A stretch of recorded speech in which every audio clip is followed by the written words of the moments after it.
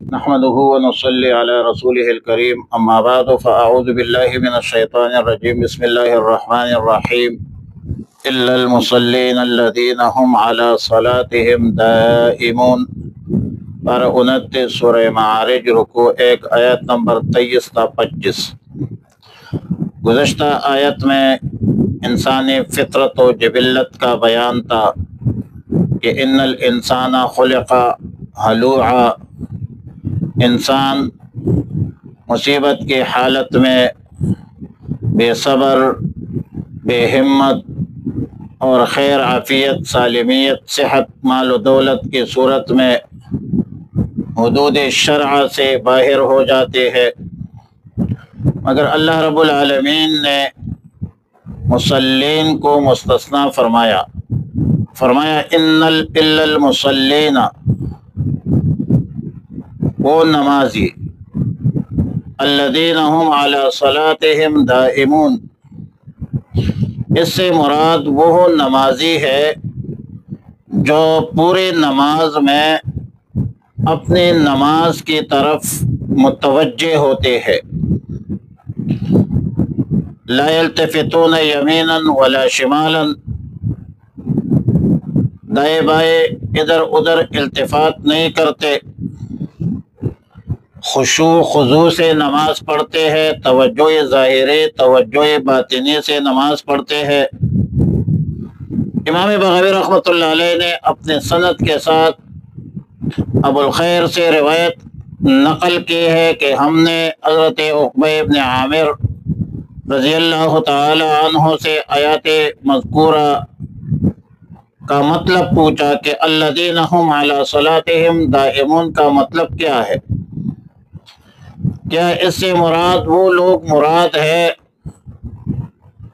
جو ہمیشہ نماز پڑھتے ہیں؟ تو سیدنا عقبہ ابن عامر رضی اللہ تعالی عنہ نے فرمایا کہ نہیں، یہ مراد نہیں ہے، بلکہ مراد یہ ہے کہ اول تا آخر اپنے نماز کی طرف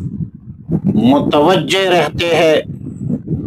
اور نماز میں تجارت کا، کاروبار کا حساب کتاب نہیں کرتے، نماز کے اندر دیگر خیالات نہیں لاتے، نماز کے اندر دیگر امور کے حوالے سے تصورات سامنے نہیں رکھتے، جس کا مفہوم تقریباً سورہ مومنون میں مذکور ہے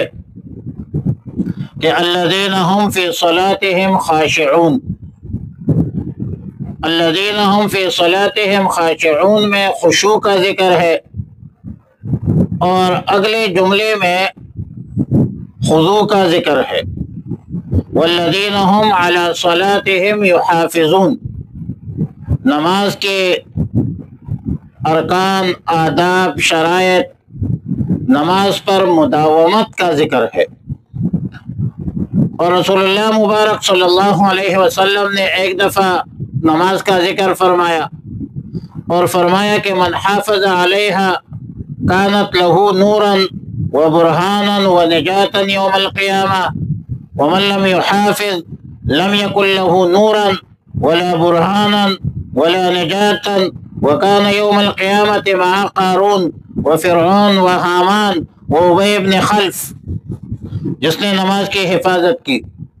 تو بروز قیامت اس شخص کے لیے نور ہوگی، برہان دلیل ہوگی، نجات ہوگی، اور جس کے نماز کی محافظت نہیں کی تو بروز قیامت اس شخص کے لیے نہ نور ہوگی، نہ اس شخص کے لیے دلیل حجت برہان ہوگی، نہ نجات ہوگی، اور اس کا حشر قارون، فرعون، حامان اور ابی بن خلف کے ساتھ ہوگا جو بڑے کافر تھے، اور ظاہر ہے کہ اس کا حشر برا تھا۔ آیات نمبر 24 میں فرمایا والذین فی اموالہم حق للسائل والمحروم، یہ دوسرا استثناء ہے اور مال کے حوالے سے ذکر ہے، یعنی جن کے مالوں میں سوالی اور بے سوالی سب کا حق ہے۔ آیت کریمہ سے معلوم ہوتا ہے کہ جب معلوم کا لفظ ذکر کیا تو معلوم ہوتا ہے کہ مقادیر زکوٰۃ اللہ کی طرف سے متعین ہے، مقادیر زکوٰۃ اللہ کی طرف سے معلوم ہے، جن کی تفصیلات رسول اللہ صلی اللہ علیہ وسلم کے احادیث طیبہ میں مذکور ہے۔ لہذا زکوٰۃ خواہ نصاب کے متعلق ہو، نصاب یا مقدار زکوٰۃ اور وجوب کے متعلق ہو، یہ دونوں من جانب اللہ مقرر ہے، طے شدہ ہے۔ زمانے کے بدلنے سے، حالات کے بدلنے سے نہ نصاب زکوٰۃ تبدیل ہو سکتی ہے اور نہ مقدار تبدیل ہو سکتی ہے۔ آیت مذکورہ میں سائل، للسائل والمحروم کا دو الفاظ آئے ہیں۔ سائل بنیادی طور پر اس غریب حاجت مند کو کہتا ہے جو اپنی حاجت لوگوں کے سامنے رکھتا ہے اور لوگوں پر اپنی غربت اور افلاس ظاہر کرتا ہے، لوگ پھر اس کی مدد کرتے ہیں۔ اور محروم وہ شخص ہے کہ ہے تو فقیر، ہے تو حاجت مند، ضرورت مند، مفلس، تمام باتوں کے ہونے کے باوجود اس کا عزت النفس اور شرافت نفس کے اساس پر اپنی حاجت کسی پر ظاہر نہیں کرتا، اس لیے لوگوں کے مدد سے، مال و دولت سے محروم رہتا ہے۔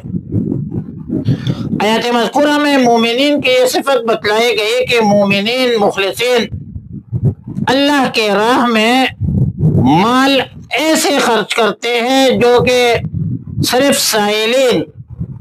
اپنی حاجت ظاہر کرنے والوں کو نہیں دیتے، بلکہ ان لوگوں پر بھی نظر رکھتے ہیں، ان لوگوں کے حوالے سے بھی تحقیق کرتے ہیں جو اپنی حاجت اور ضرورت کسی پر ظاہر نہیں کرتے۔ تو ایسے لوگوں کو تلاش کرنا ایمان کی، مومنین کی شان ہے۔ اور پھر دوسری بات کہ مال تو خرچ کرتا ہے، سائلین اور محرومین دونوں کی مدد تو کرتا ہے، لیکن یہ مدد کرنا یہ ان ضرورت مندوں کا حق سمجھتے ہیں،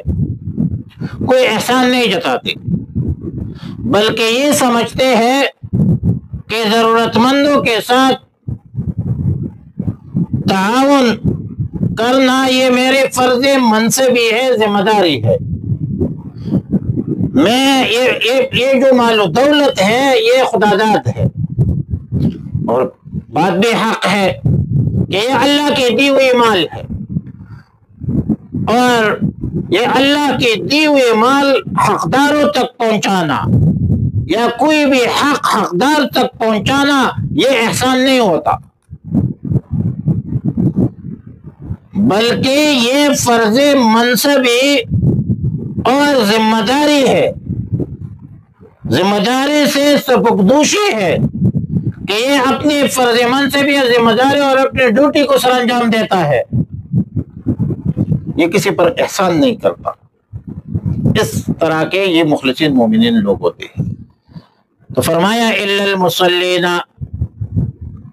مگر وہ نمازی، استثناء مستثنیٰ منہ ذکر کیا جائے تو بات آسان ہو جائے گی۔ ان الانسان خلق ہلوعا، بے شک انسان پیدا کیا گیا ہے ہلوعا، کم ہمت، بے صبر، اذا مسہ الشر جزوعا، جب پہنچتی ہے اسے تکلیف تو جزع فزع کرتا ہے، بے صبرہ ہو جاتا ہے۔ وَإِذَا مَسَّهُ الْخَيْرُ مَنُوعًا، اور جب ملتا ہے اسے مال بخیل بن جاتا ہے۔ إِلَّا الْمُصَلِّينَ، مگر نمازی لوگ،